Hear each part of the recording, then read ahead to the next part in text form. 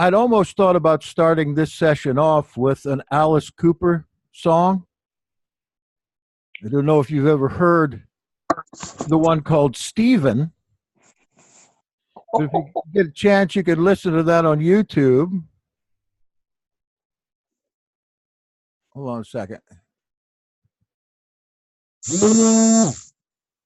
Yeah. Is that one? A poltergeist?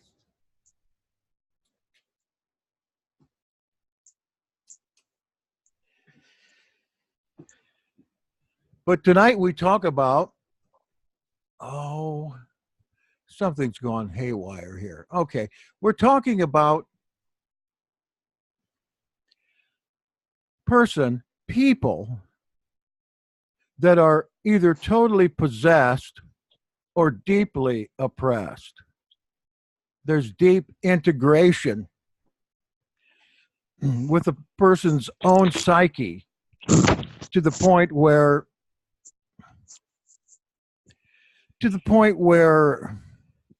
the person is confused now as to which is which, whether it's them or something inside of them. But it appears like when something comes to them, they have to accept it to some extent for it to start worming its way in.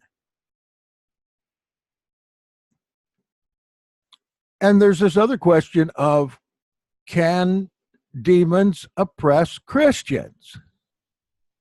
And if you read Mark chapter 5 about the legion, in the original language, it looks very much like this is a believer who actually says, I know you, you're the son of Elohim. Is that the demon or is that the legion? He comes up, recognizes it, and comes up, perhaps because now he knows that here's the one that coming by that can free him. And of course, when he's freed, he becomes the first recorded evangelist, going back to tell others about it. It's all mysterious. I mentioned before, this kahuna religion of Hawaii has a real good theories about the broken up nature of incorporeal spirits. I had a book on kahuna knowledge. I got 3 or 4 of them now, but this one book I really got into theoretical part of it, and I can't find it now. But anyway, I've told this story before, but I want to go into a little more depth with it. And I'll try to start from the beginning. I was in the seminary. This was in the early 90s. And I had a friend, I made a friend from the Church of Christ. And at that time, I carried oil in my pocket wherever I went. And when there was a need, I just whipped it out. Of course, asking somebody, let me anoint you with oil. And there were quite a few turnarounds with that. Well, this fellow from the Church of Christ who was studying to be a full-fledged pastor, surprisingly enough that he was there, because by and large, those people from Church of Christ, they do not go into any higher education except that of their own church. They're very xenophobic, and they are taught from the very first that these kinds of manifestations are gone with the apostles. Any kind of spiritual gift, so-called, is of the devil. And if you find somebody that speaks in tongues, for instance, millions of people do, I think half genuine, maybe half false, but these people can do this because they're filled with the devil. They're possessed. So they call themselves the only real New Testament church. Some of those, of course, of that same general denomination use music and some don't. The ones that don't, they think that organs and musical instruments are all of the devil, and they're not mentioned in the New Testament when they really are. Aren't the Psalms quoted in the New Testament? Some of these churches have even gone so far as to say that there's no salvation outside of the Church of Christ. I've only been in one of them in my life. It was a non-instrumental church, and I just went in there on a Sunday night. I had an appointment in another church, but it was canceled. So I saw that church. I thought, I'll go in here. I've never been in here before. And when that preacher started to preach, he looked straight at me and started preaching on baptism, because they believe that their baptism saves a person. It saves the person. Of course, they quote 2 Peter, I don't know, 2 or 3, 4, something like that. Baptism now saves you.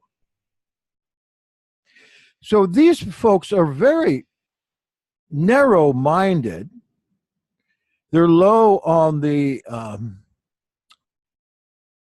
stages of faith, clear at the bottom. As I said, xenophobic, very phobic towards any kind of higher education unless it's in their own church. So I made friends with this fellow, and he saw some of the things my friends that had the oil were doing. And so he wanted to know more. And he confessed that if my pastor knew I was even with you guys, I would lose my position in the church and every Church of Christ. So he fellowshipped with the Church of Christ in Atlanta. That's where I was. At Emory University at this time, as I said, 92 to 94. And in the local church, somebody was complaining about her husband. He had become a whole different person in the last couple of years. And the story went this way, that he had a flat tire on the interstate, and he was changing that tire, and he got run over by a church van barreling down the interstate. It didn't kill him, but it broke his spine and his neck and left him in a quadriplegic situation. He didn't lose his faith, even during this time. It was only recently, after these years that he had been confined to the bed, that he began to manifest. And now they had to strap him in to the bed. And his wife said to me when Tim, the young pastor, got us together, she said, I've been warned about this. That is to say, warned about people trying to help her husband in this way. And she warned me. She said, you know, they'll excommunicate us if they find out that I've even talked to you. And I said, well, let's go over there if you'll permit that, and let's just probe and see what happens. And so he was in a nursing home.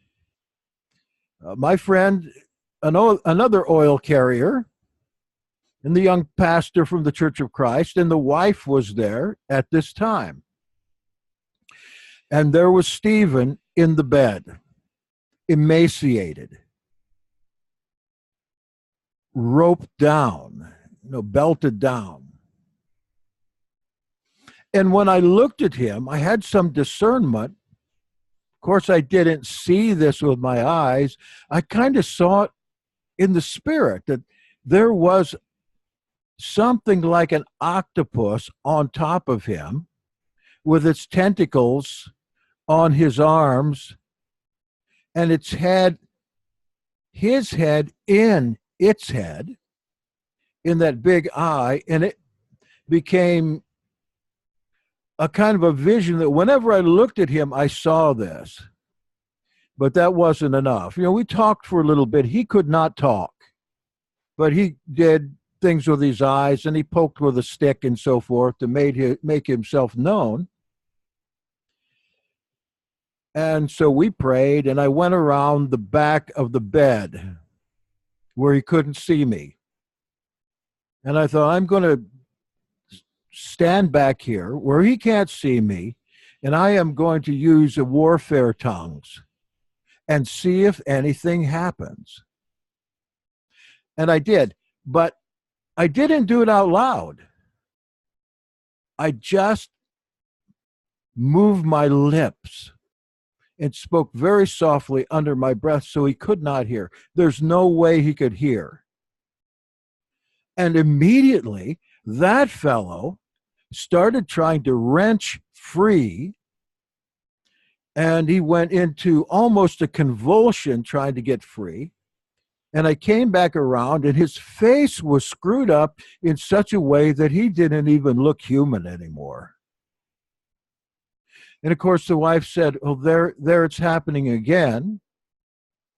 And off to the side, I told my partner there, I said, "Well, I probed him back there with warfare tongues." And he did this. So my friend said, "Go do it again." And so he calmed down and everything, and I went back there again, and I must have stood back there 15 minutes without doing anything. And then I started again, and again, instantly, when the tongue started rolling out, he started worse than before, like he was in convulsions, just shaking like crazy and trying his might, whatever muscle he had left, to get out of that bed and get out of there. All right, so I came back around and the visit ended. And we explained it to his wife, what was going on. She was very cautious. She was very concerned that the devilish manifestation was coming from me, because I had stood back there and spoken in tongues under my breath. So it come at me. And I said, "Well, that's not the case. We've got a little experience with this. Now, I'm sorry what your church teaches, but you ask us here, and we want to see if there's anything here that could be in him that is causing him to be this way." She said, "Oh, people come in and pray for him all the time, but he doesn't do this." Of course, they wouldn't do that. He wouldn't do that. When you get to this stage, it seems they seek attention. And of course, that fellow laying in the bed for years would want some kind of attention. I felt so sorry for him. He was like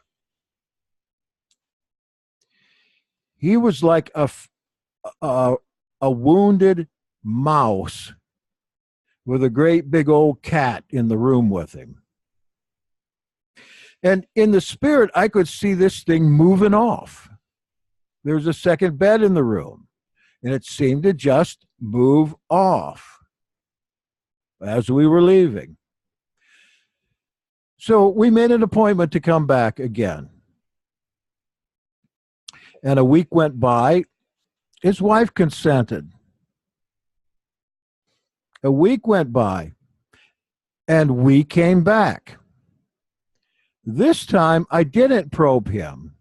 The minute he saw me, he started going into that again.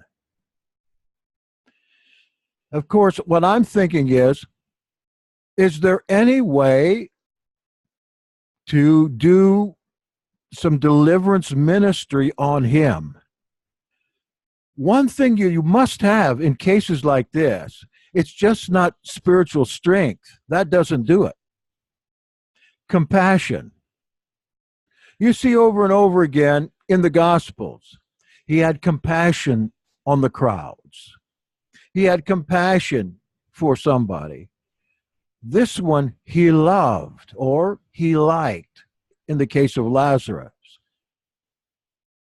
The compassion has to be there. Some people aren't naturally compassionate. I'm not. That's something, I'm emotionally pretty distant. But years before, I prayed to have a gift of compassion. I was working with those children in Haiti, and I didn't feel anything for them. I felt sorry for them, but no love and compassion. I prayed that if I was going to work in that ministry, that I would be able to feel that kind of passion.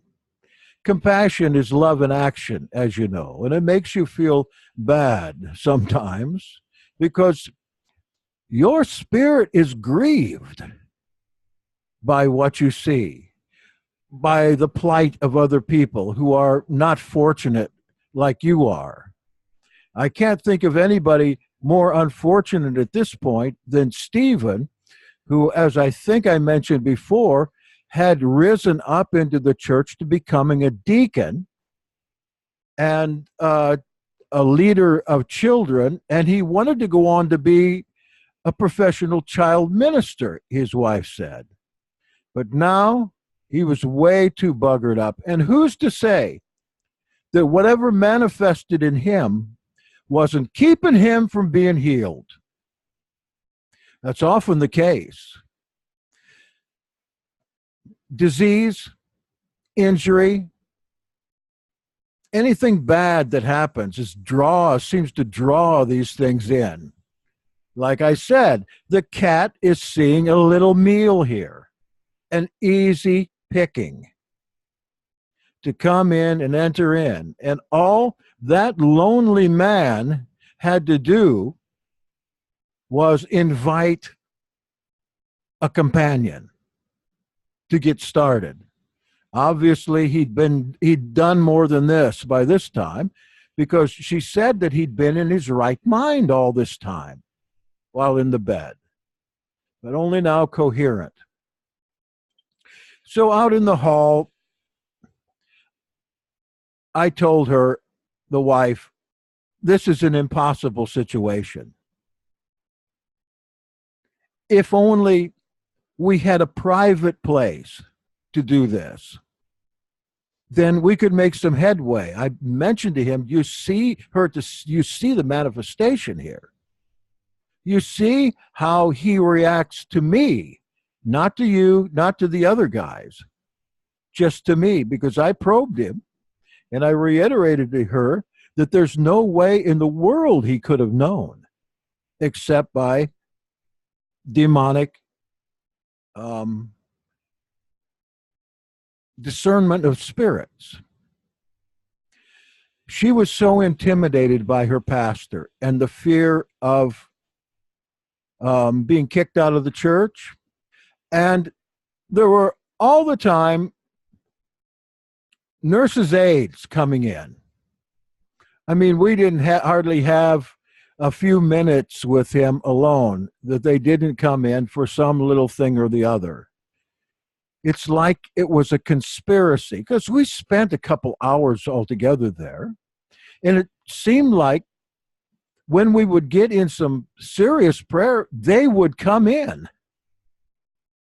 It's like they were his familiars or something. So after explaining the impossible manner of the situation, unless we could get him home, which we could have done, she just gave in.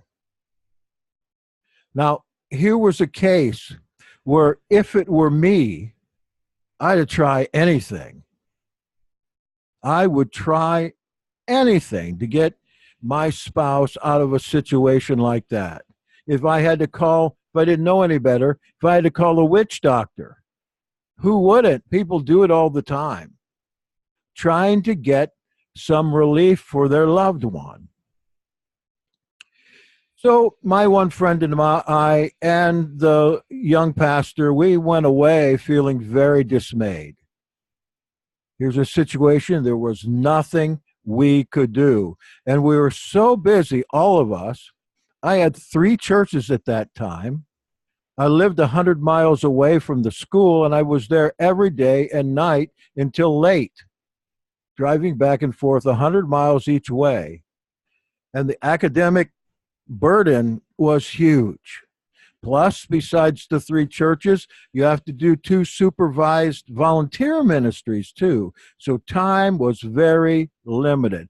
But the coursework was really intense, and it brought my friend and I into a lot of situations where we could work in this manner, if only we could do it with some privacy.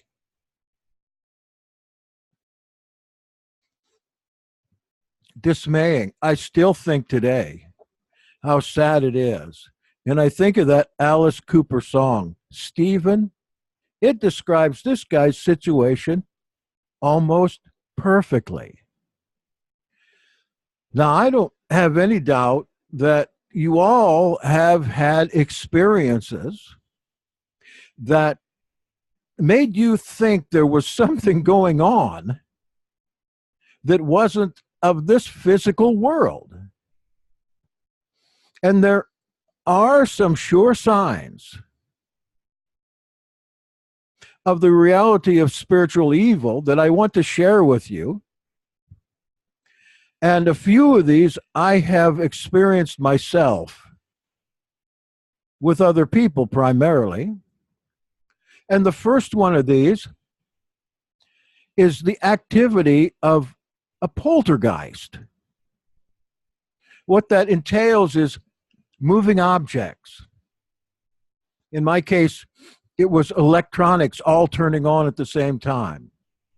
Or the destruction of objects, broken mirrors, plates flying around, without a physical cause, at least not one that's known.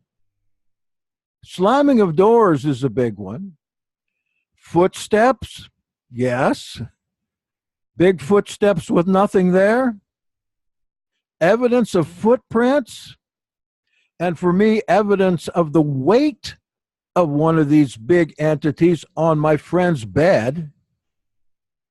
Not to mention being attacked myself 3 times and being there to witness that deputy being knocked on his ass by an entity he said came right out of the tree. Loud noises, again, that you can't explain. Movements of furniture, again, without a known physical cause. Another thing that happened to me on this line is that I was praying for a woman that had a reputation of being a witch. I had come over a couple nights before. Her husband was having a heart attack. And I had some nattokinase at that time. I've kept with me all the time because I was having them too. I stuffed the nattokinase in his mouth, and the heart attack stopped. I came back a week later to see how he was. He wasn't there. They'd put him in the hospital after that, but she was there. And so after talking to her a little bit, I asked her if I could pray for her, and I did. I laid hands on her because she gave me some request in her body. And the strangest thing started happening. Pulling on my shirt. Tapping on my neck when I was praying for her behind my back. Pulling. She wasn't doing it. Nobody was back there. And I just kept on going. I thought, well, what is this? It was poltergeist activity. What else could it be? It wasn't a matter of a little tap. I mean, a pulling like this. I don't know if that's, well, I guess that would be considered poltergeist because there was no physical cause for it. Another one is levitation. I've never seen this personally, but I've read it in account after account. And the one I brought up with the Professor Carl, he levitated with 6, 7 people present in the room, lifted right up off the couch he was on, levitated right in thin air for 15 minutes. Now, how does somebody do that? They say these are bodiless spirits, but there's got to be a body to make that happen. And certainly that's not something that you can really fake unless you're at a seance and it's all dark. But a person defies gravity. And again, elevated without a physical cause. A third one is, despite what their size is, the excessive weight of an individual. Even a small individual can become so heavy that they're impossible to lift, even with several strong men. They sometimes collapse beds, break down furniture while they're reclining. This is something that I have seen too. So bizarre. And I've seen this in women, trying to pick them off the floor that they were so heavy, even four of us couldn't get them up. Stiff too.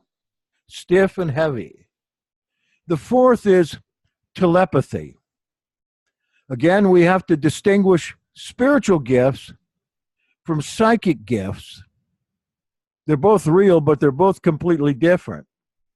If we pursue psychic gifts thinking they're spiritual gifts, we will open ourselves up to something that gets bigger and bigger. But telepathy, the ability to read the minds, especially in the course of an exorcism, or communicate with remote individuals, or affect phones or any kind of informational devices, or affect electronic objects. I've noticed in so-called haunted houses that I have been in, a lot of zipping, a lot of electrical noise, a lot of things falling around. Being in there with the power of the Holy Spirit, that's different than just going in. So telepathy, or the alteration of communication in one way or the other. There's remote movement, or the destruction of religious objects. Consider, again, the boy Eddie, who even at a very young age came to hate the blood of Jesus so much that his face would contort at the sight of a communion cup, or people being able to move things at a distance. There's something doing that. It's not all that incorporeal. Understanding and sometimes speaking foreign languages with proficiency. I've studied several languages, studied them very well. And sometimes when I was in the charismatic crowd, I could tell without spiritual discernment what they were saying to some extent. I remember the first time was with my mother, praying in tongues. That was when I was studying Latin in school. And she was speaking Latin, but she was speaking it in the spirit, and I knew that because I could translate what she was saying. But oftentimes when we read about bona fide exorcisms, we find that if the spirit is talking to an educated person who knows foreign languages, they find their own proficiency in those languages, and especially Latin, Greek, Semitic languages, ancient Babylonian. Number 7, knowing the personal secrets and sins of the exorcist, or the one trying to do the delivery, and the team members there.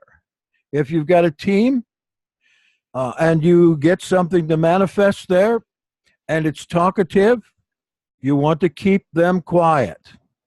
You need to know the name? Well, yes, it's helpful for you to know something, anything that they will respond to. One name they do respond to all the time. That's Jesus or Yahshua.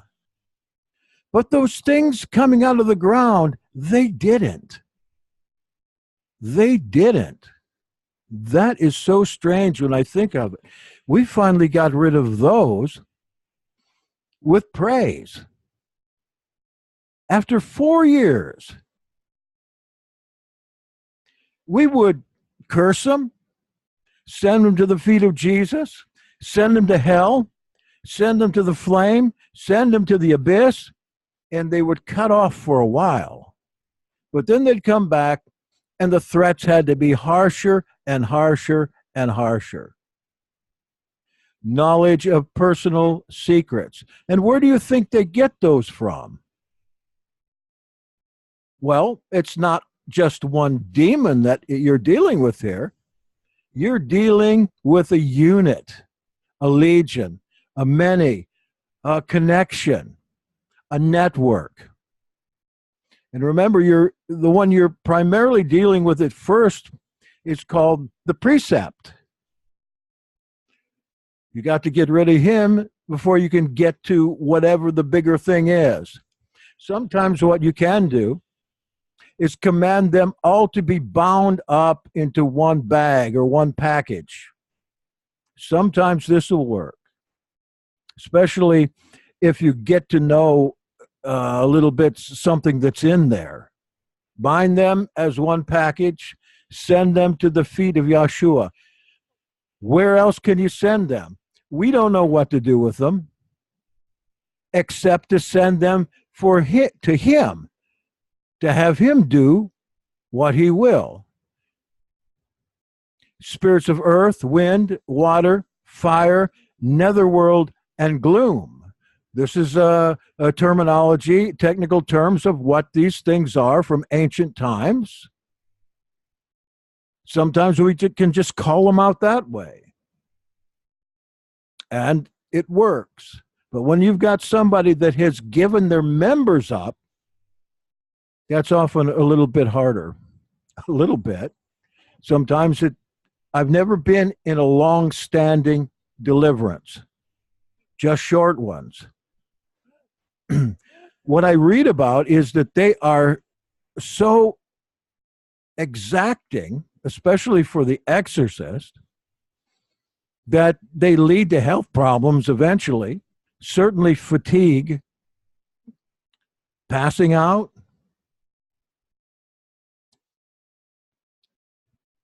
And of course, with this network knowledge, they can know what your personal sins are or what you are guilty about. Not that they're even sins. We know that sin is transgression of the Torah. But what I've heard is they'll point out things that we know are not sins, but they embarrass us. They're embarrassing. Number 8, the appearance of dark figures, animals, insects, apparitions, ghosts. The first time I ever got a visual on anything like this was when a very large wolf-like animal jumped into my bed, breathed in my face, slobbered all over me, eyes like coals of fire. I was 17 years old. I had been reading a book on demonic angels from an occult bookstore. I'd just come back from Chicago, and I was lapping this stuff up because I was stupid at that time. But I found something out about this. I swear to you, this was not a dream. This was whatever it was in the body, And it was hefty, very heavy, right on top of me, paws on my shoulders, making impression on the bed and slobbering all over everything, looking me right in the face.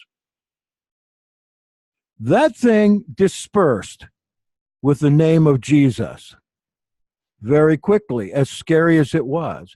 I found that that is also very effective on dogs and animals, at least animals that are angry.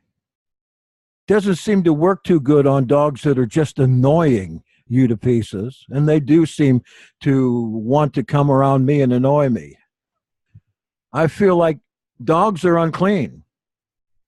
We got into problems at our first time up on Goshen Mountain because we were having services and the owner of that property let his dogs run in the service.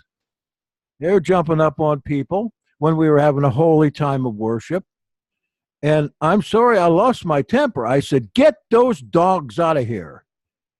I wasn't thinking about whose dogs they were, yet they were causing the worship to be so disrupted that, the rest of the day they were out there playing. They had to come in during the service. They were drawn there. Animals are aware of these things. Animals and children are easy prey. Yet, every near possession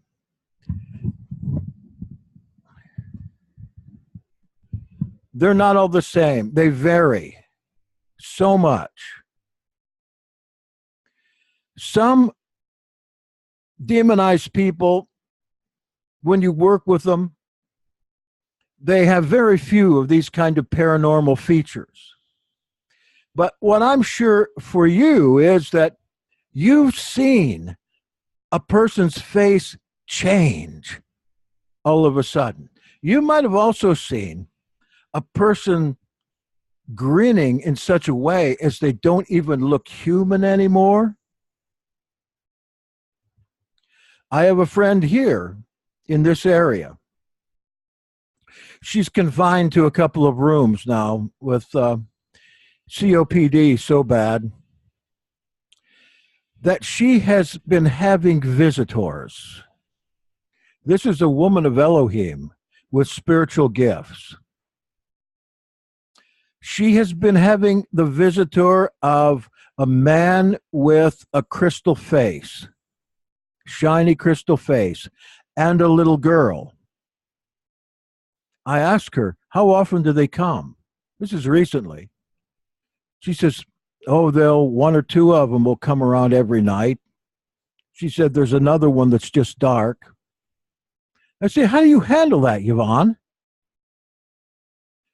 She says, I didn't know what to do at first. They just stand there looking at me. The little girl keeps coming closer. I said, do you rebuke them in the name of Jesus or anything? She's a sacred name or two. She said, no, I just tell them, you don't belong here.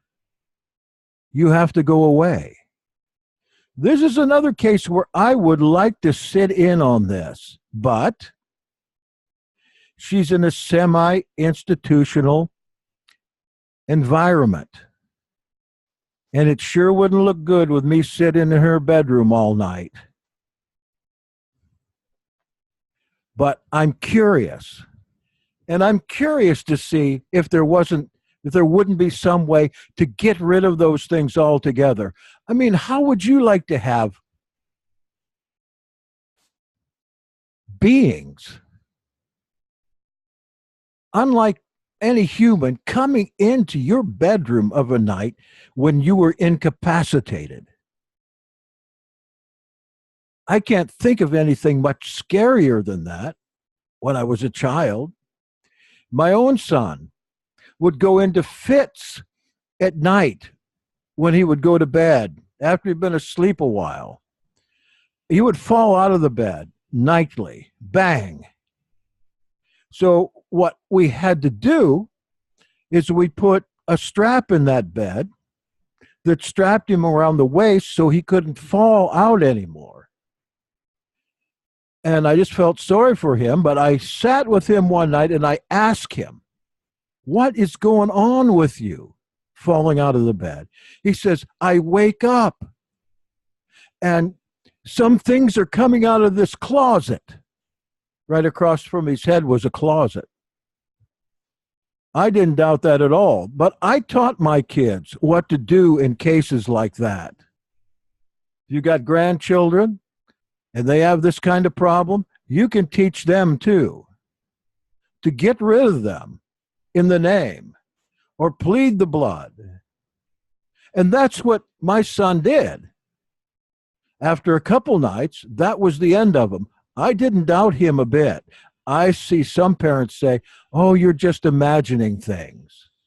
Or you're just seeing things. Or your little friends are not real. But they are real to those children. And children see much more than we do. But all of these particular manifestations have been seen by multiple witnesses and documented over and over and over again. There's also some behavioral manifestations that I'll go through briefly and then we'll be done. Trance-like states, very frequently, often with eyes rolled back. Eyes wide open, eyes rolled back. Catatonic states. Sometimes when you're trying to work these things out of these people in their catatonic, they'll all of a sudden come awake, full of blasphemous, violent outbursts, sometimes even trying to get you or whoever happens to be there. This is one reason why a team is often required for people that are very much possessed. If they're completely possessed, there's not much help for them. If they've given in totally, not much help. I hope that next week for the forum on Shabbat at 1 o'clock, I put out on the event, have I put it out yet? I think so, a link. I'm not sure. I want you to listen to a 40-minute drama that has a lot to do with what I'm saying right now as far as behavioral manifestations of a demon-possessed person. And so if it's not out there on that event, then I'll see that it's put out there when I get done here. Scratching on the body, scratching oneself, cutting oneself, sometimes scratching words on the body. These scratches are not produced by the subject or anyone else, they just appear.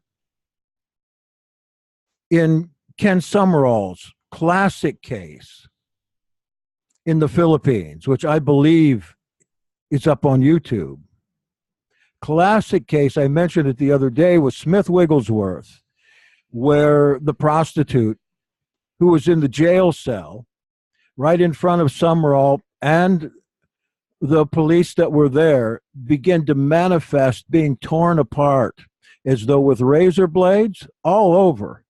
Cuts that just appeared, cuts that tore her clothes clear off. And this was the thing that she said had been attacking her for quite some time, but their intention was to put her in a mental institute. That's why she was in jail. Put her in with the rest of the demon-possessed. Thank goodness Kenneth Summerall, Lester Summerall was there. He took care of it. There's a revulsion toward anything religious. That is church too.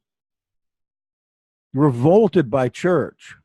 I think some people on Facebook, even in the think tank, are demonized about this because they are so against church as to be unnaturally against church. Same with these people that talk about Jesus. If they're not blaspheming, they are most definitely obsessed with this corrupt idea that Jesus is a mixture between Gaia and Zeus.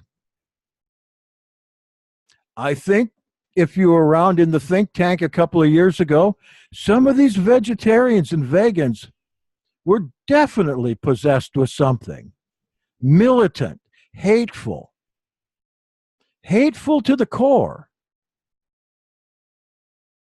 There are some people that you are friends with that come up with outrageous ideas and stick to them as though they were obsessed with them and will take on all comers.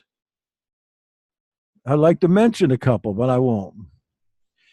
Fear or revulsion at the name of Jesus, hatred of religious objects, destruction of religious objects, hatred of the Bible, can't stand the Bible. I know most of us came from Protestantism, but holy water causes them pain, being touched by certain artifacts, even rosary beads will do it sometimes. That's why so many houses have these little idols up every place. You don't know what's in those things. My father worked in Haiti for years. He said, never buy the mahogany and take it home. Why? Because it's all cursed through the practice of voodoo. And you take it home, whatever it was cursed with, chances are it's going to come right with you. Secretions. Vomiting, defecating, urinating, pouring out of the eyes, ears, nose especially. I've seen a lot of that. I believe it. It's a good thing it happens because you don't have to be inquisitive about it anymore. Because what they do is beyond normal bodily capacity. Sometimes they exhibit remarkable strength. I was speaking to Allison about one particular fellow I remember that we had to stop because my wife and I were so scared. This guy got so strong, we were afraid he was going to kill us both. Not to mention the the foster daughter we had, chasing us around the house with knives, butcher knives, so strong she could break through a door. That's demonic. The presence of another personality or personalities, frequently manifesting in deep guttural voices. Sometimes the voice even comes forth when the jaw is clamped shut. Sometimes the voice comes from objects that are in the room or in the next room.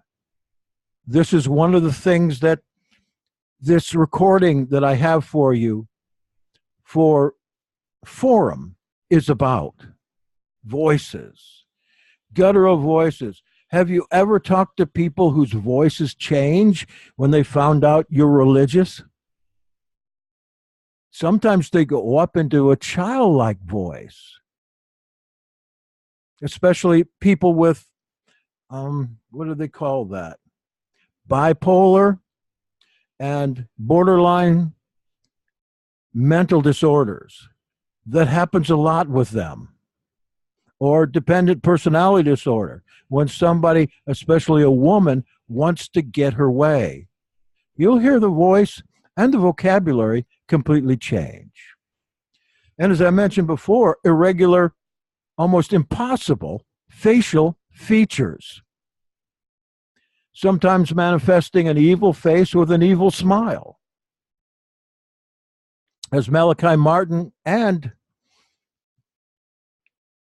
who's the other psychotherapist? remarked they had never seen faces like the faces on some of these people who permitted their exorcism to be recorded. Completely inhuman. And what I've seen is reptilian. I've seen a lot of these kind of faces, but probably the strangest one, I saw a woman whose head turned purple and spun around. I'm not kidding. While I was preaching, I saw this. My brother has amazing discernment. He has seen things all his life. He doesn't talk about them anymore, though. I wish he did. I tried to get him to talk about them. He used to tell the story of the Presbyterian pastor. He was invited to a church service, and the Presbyterian pastor was talking about a Latin word, veritus, or we would say veritas, means truth. My brother, and I believe him, watched while that pastor behind the pulpit grew to upward of 14 feet with foam on the side of his mouth with a caption on the foam, veritas, truth, was the foam of his mouth. My brother left. There were times also when, in living in Haiti, this is one of the reasons he quit Haiti, my next brother, is that during one of their coups d'etats, he heard people sneaking up around the house. And he went to the window and he saw them with guns coming around the house to kill him.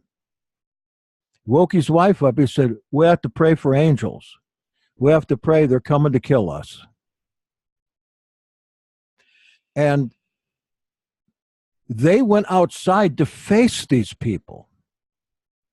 And what happened was, angels came and circled around these people. My brother said, "Look, look." And the angels behind them, which were tall with swords, scared these people off. That was a testimony to him for his whole life. I wish he would still talk about things like that, because now, having spent 40 years in communist China, I think he would have plenty to say. Maybe someday he will. And finally, extreme bodily contortions. Sometimes people seem to get into impossible positions. That's what I think of when I see people doing yoga. I'm not judging yoga, but each yoga position is meant to be impossible. What you do there is just a facsimile of the real position, and each position, so I've read, is a praise position to one of their thousands of gods. I don't think that even Christian yoga is that benign. I would be afraid to be around that with people fully involved. A few other effects that are of the environment. I mentioned poltergeist activities. I want to give you a chance to talk. I'm about done. A drop in the room temperature, you felt it get cold before. I know you have. Acrid, putrid stench. I call those stink demons. Many times, out of the blue, of very foul smell, like sewage. Pressure on the chest. A feeling of a dark or dangerous alien presence in the room, especially when you're with somebody that is demonized. Now, I want to spend a little bit of time listening to you. If this, I have a couple of cases here that I thought I'd bring up maybe next time that will, I'm sure you'll be interested in. I am not doing this for the sake of sensationalism. I feel that the Father has told me to do this. I've kept these things back because I just didn't want to talk about them. But now I'm getting them out. I'm feeling stronger and stronger in the spirit. And I'm almost feeling like pretty soon, if somebody comes along that needs it, we'll be ready. Now, I asked Anne Burnett to testify, if she would, a little about what she's seen, because she's been through a lot of this. Would you, Anne, if you're still awake?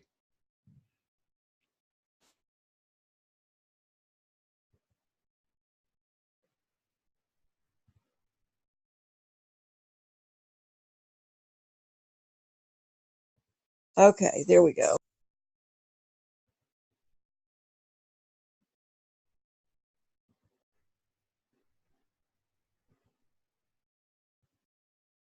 Can't hear you. You're muted. Well, There. you'll have to unmute me. I fixed it. Okay, am I still muted? You're good. Okay. Um, I've had a lot of things happen to me since actually in the womb. And I only know that because Ruach HaKodesh ministered that to me when I was 33 years old. So um, there's very much that I could talk about, but what would you like to isolate? What type of um, I want what comes to mind now that you've heard this. You already know well, all this stuff. well, there's one that might minister to a lot of people. It's a very simple one, but it might be a universal one as well. And it was something. It had to do with my sister, and it had to do with obedience. In that my sister was an alcoholic, and she was becoming very, very, very sick. And we had rescued her time and time again. Different members of the family had come to her rescue, and um, she had finally just exhausted everyone. And I came to the town where she lived and moved there, actually. And so I became her new best friend in the family because I was not exhausted. And I loved her, but I didn't know all the history that the rest of the family knew, and I'm glad I didn't. She became very, very sick, and from the alcohol, and I tried to help, but when I consulted Father, there came a time when he said, "I want you to leave her alone." Well, that was very difficult because you want to help, but the help was me leaving her alone. And so for 2 weeks, I couldn't contact her. I had moved her into a house a couple of blocks away. And I had to obey. So I obeyed. And one evening, about 11 in the evening, Ruach HaKodesh said, "Go to her now." And I went, and I had to break in the house, had to go through a window, and finally aroused her. She was nearly dead. And I aroused her. It frightened her. She was very, very frightened. And I just kept saying, "It's Anne, it's Anne." And she calmed. And I immediately, just without even no preparation whatsoever, but I was prepared because not only had I obeyed, but I was consulting Father concerning her. I was interceding for her. I was um, I was petitioning Yahweh on her behalf all this time, and so I was ready without even knowing what I was going to do. I was ready, and I just out of my mouth came, "Leave her now." in the name of Yahshua HaMashiach. And out it went, out the window. Out it went. Just that easy. And never came back. And that was 9 years ago. And she slept for 2 days. And there were some things that I said to her that night. And I said, this is not who you are. You were created for a special purpose. And you will live to live that purpose. And when she finally came awake, she looked for her car keys, which I had taken. And she was going to go get more vodka. And she went to the bathroom. She looked in the mirror.